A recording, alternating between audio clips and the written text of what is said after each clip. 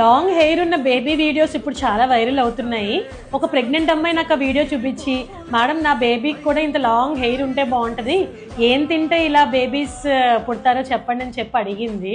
First of all ఆ videos AI videos, artificial ఇంటెలిజెన్స్తో చేసినవి or deeply morphed videos.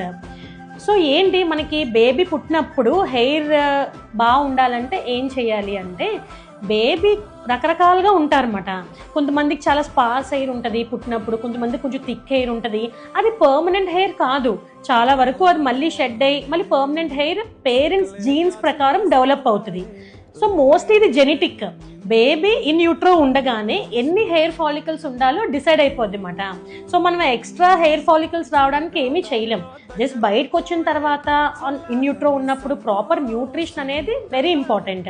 Specific foods ఏంటి అంటే ఓవరాల్ డెవలప్మెంట్కి హెల్ప్ చేస్తుంది కానీ బేబీకి స్పెసిఫిక్గా ఇవి తింటే హెయిర్ గ్రో అవ్వదు, ఇవి తింటే హెయిర్ గ్రో అవుద్ది అనేవేమీ ఉండవు.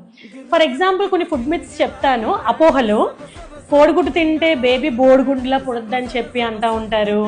కొబ్బరి నీళ్ళు ఎక్కువ తాగితే బేబీకి థిక్ లాంగ్ హెయిర్ ఉంటుందని చెప్తారు. పొట్ట మీద ఎక్కువ దురదొస్తే బేబీకి బాగా హెయిర్ ఉన్నట్టు, లేదంటే తల్లికి గ్యాస్ట్రైటిస్ ఉంటే బేబీకి హెయిర్ ఉన్నట్టు, ఇవన్నీ అపోహలే. దయచేసి ఇలాంటి అపోహల్ని నమ్మకండి.